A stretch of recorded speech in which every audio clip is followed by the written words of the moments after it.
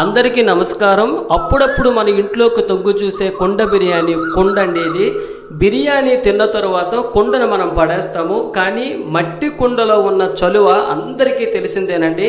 ఆ కుండకు అడుగు భాగాన రంధ్రం చేసి మనకు నచ్చిన రంగును వేసి ఈ కుండ నిలబడేందుకు సపోర్టుగా తరువాత కుండలో పోసిన నీళ్లు కిందకి జారిపోకుండా నేను ప్లాస్టిక్ వస్తువులను ఉపయోగించి తయారు చేసినటువంటి ఇది కూడా దేనికి కూడా రంగులు వేసి ఈ రెండిట్లో కూడా మనం ఎండలో కొంత సమయం ఉంచిన తర్వాత ఆరిపోయిన తరువాత ఇదిగోండి ఇందులో మీరు చూస్తున్న ఈ అందమైన మొక్క పేరు కలాంచో తెర్సిఫ్లోరా.